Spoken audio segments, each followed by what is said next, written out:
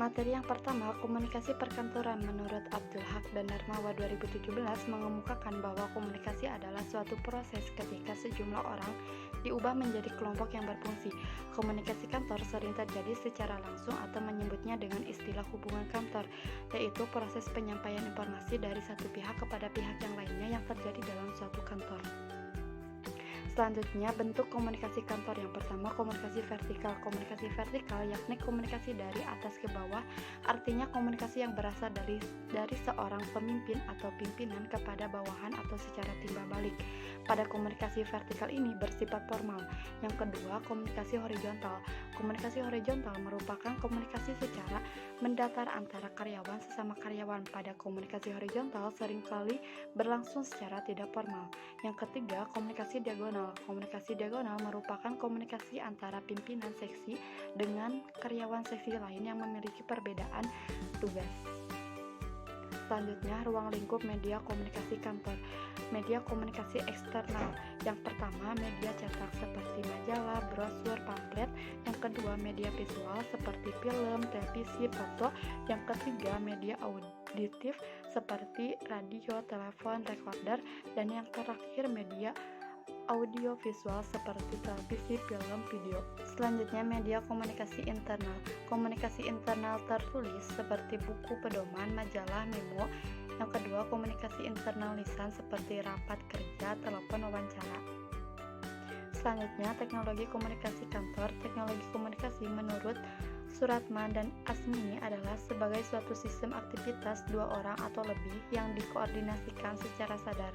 Penggunaan teknologi akan memberikan peran dalam penyimpanan data lebih banyak dan lebih lama, rapi, dan terstruktur.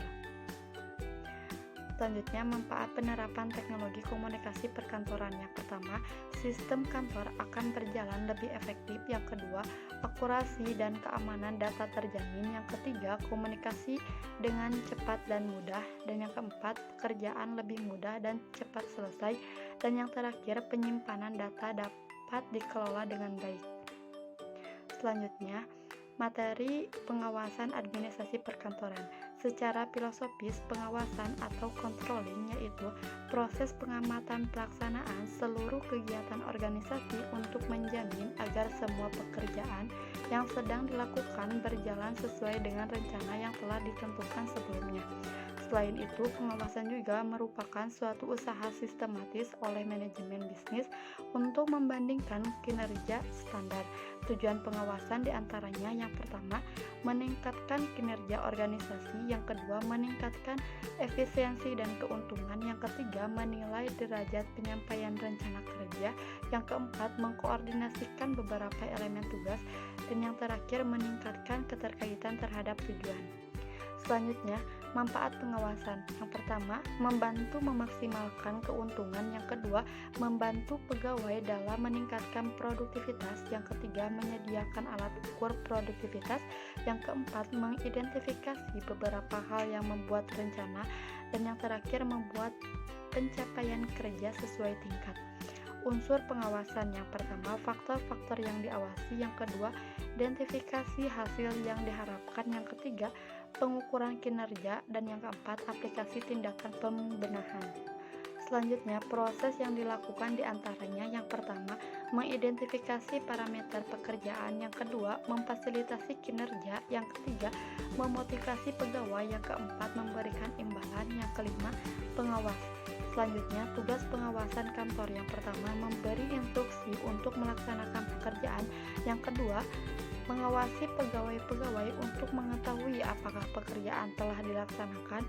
Yang ketiga, melatih pegawai-pegawai untuk melaksanakan pekerjaan. Yang keempat, memelihara hubungan antara manusia yang baik dengan para pegawai.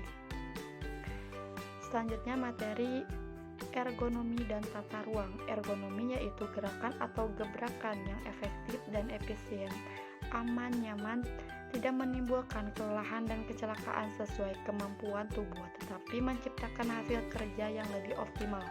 Sedangkan tata ruang kantor adalah Penentuan mengenai kebutuhan-kebutuhan dalam penggunaan ruang secara terperinci untuk menyiapkan suatu susunan yang praktis dan faktor-faktor fisik yang dianggap perlu bagi pelaksanaan pekerjaan kantor dengan biaya yang layak. Selanjutnya, aspek-aspek ergonomi. Yang pertama, status gigi, sikap kerja, penggunaan tenaga otot, kondisi lingkungan kerja fisik, kondisi waktu, kondisi sosial, kondisi informasi, dan interaksi manusia dan mesin. Selanjutnya, prinsip-prinsip tata ruang kantor. Pekerjaan harus mengalir terus-menerus sedapat mungkin dalam garis lurus. Yang kedua, bagian-bagian dan seksi-seksi yang berfungsi sama dan yang berhubung harus ditempatkan secara berdekatan untuk mengurangi waktu bepergian. Dan yang ketiga, pegawai dan penyampaian surat-surat dalam jarak yang pendek. Dan yang terakhir, penggunaan meja dan kursi dengan ukuran yang sama dalam sebuah ruangan. Dan yang selanjutnya, asas tata ruang kantor. Yang pertama, asas jarak terpendek. Yang kedua, asas pengoptimalisasian ruangan. Yang ketiga, asas rangkaian kerja. Dan yang terakhir, asas kesesuaian bentuk ruang. Terima kasih, mungkin sekian penyampaian dari saya. Wassalamualaikum warahmatullahi wabarakatuh.